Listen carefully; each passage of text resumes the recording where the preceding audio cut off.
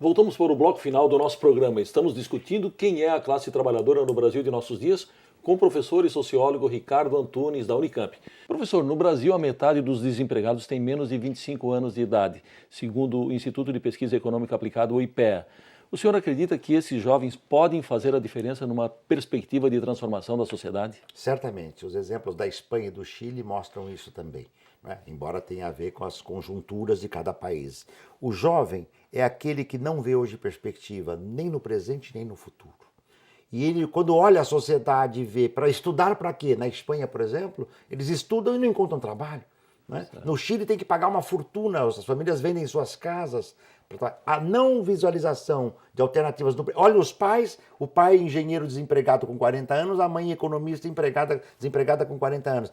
É um elemento vital. E o jovem combina essa percepção de impossibilidade hoje no presente com a vontade de transformação. É vital e há uma relação muito rica aí entre a questão do trabalho e a questão da geração. Né? Daí que nós temos visto em muitos desses movimentos, inclusive dos imigrantes descontentes na Europa e nos Estados Unidos também, a população que mais está ocupando Wall Street nesse movimento que se expande pelos Estados Unidos e por vários países são predominantemente jovens sem perspectivas de trabalho. É uma combinação vital para a transformação social. Tá certo. Bom, a primeira bandeira de luta dos trabalhadores organizados foi pela redução da jornada de trabalho máxima para 8 horas diárias, que foi conquistada aí há mais de 100 anos. Bem, hoje nós vemos um grande número de situações em que trabalhadores chamados legais, eles cumprem jornadas de 10 a 12 horas diárias, sem falar inclusive no trabalho análogo à escravidão, que infelizmente ainda temos muito no Brasil dos nossos dias. A pergunta, estamos vivendo uma espécie de retrocesso nas conquistas históricas dos trabalhadores? Estamos.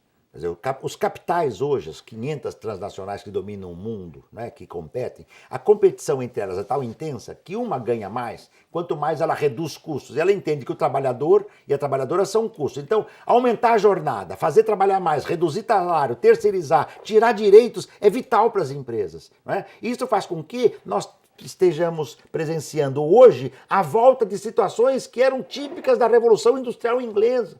Tá certo? Trabalhar 10, 12, 13, 14 horas por dia.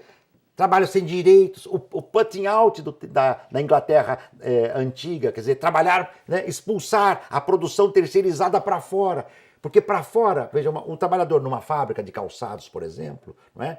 Ele tem que ter um controle lá dentro. Se ele está trabalhando fora, como terceirizado, ou na sua casa, se ele corta a mão e adoece, é um problema dele. Você está percebendo? Então nós estamos retrocedendo. Por isto que, né, é vital a luta da classe trabalhadora no seu sentido heterogêneo hoje para impedir esse retrocesso. Porque as vitórias não vieram como presentes do capitalismo, não. Muita luta nos Estados Unidos pelo 1º de maio, pela redução da jornada, pelo direito de salário igual ao trabalho. Muita luta do trabalho feminino para ter o salário igual para as mulheres em relação aos homens, entre tantas outras bandeiras. Há futuro para esse sistema capitalista ou os manifestantes aí pelas ruas do mundo têm razão em protestar contra ele? O que poderia vir depois, professor? Olha, é muito emblemático como é que o movimento nos Estados Unidos hoje está se definindo. Quando pergunta, quem são vocês? Eles dizem, nós somos 99% da população. E quem são eles? Do lado de lá da Wall Street, os bancos, 1% da população. Eles percebem, há uma percepção, alguém pode imaginar hoje que o capitalismo será capaz de enfrentar a questão ambiental, né, e impedir a devastação global? Nós temos que controlar energia fóssil, por exemplo. Né? Quer dizer, tem que ter uma constrição violenta da energia fóssil. Mas, 2, a questão que é vital, né, das usinas nucleares. O mais organizado país capitalista do mundo, que é o Japão, se mostrou que é um primor de organização dentro do que o capitalismo permite, porque tem a sociedade japonesa, que é muito marcada por especificidade. O que o Japão mostrou? Eles estão completamente despreparados, né, frente a um tsunami para impedir que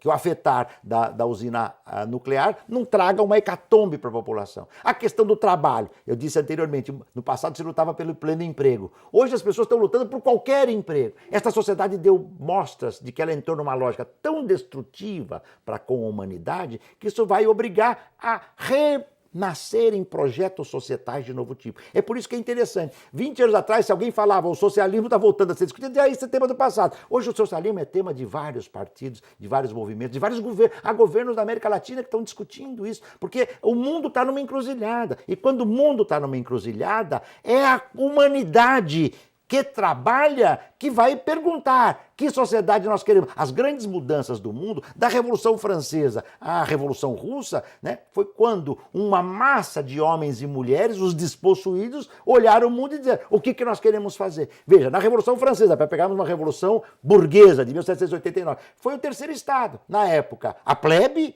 né, e a burguesia, que a nobreza não lhe dava espaço. Só que hoje, a nobreza da época é a burguesia. E os povos trabalhadores do mundo estão completamente, não visualizam nenhuma alternativa no cenário global. O século XXI, eu posso terminar assim, vai se assemelhar ao século XX. Nas primeiras 10, 20, 30 décadas do século XX, né, houve as placas tectônicas se moveram. E eu não estou falando da geofísica, as placas sociais. O século XXI, as placas sociais estão se mexendo muito. E eu não estou falando dos tsunamis da natureza, eu estou falando dos tsunamis sociais.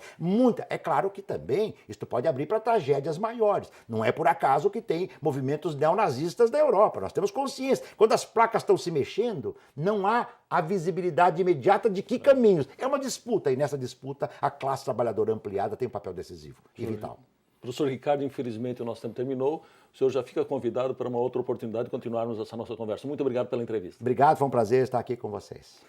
Chegamos ao fim do nosso programa. Hoje discutimos quem é a classe trabalhadora no Brasil de hoje com o professor e sociólogo Ricardo Antunes, da Unicamp.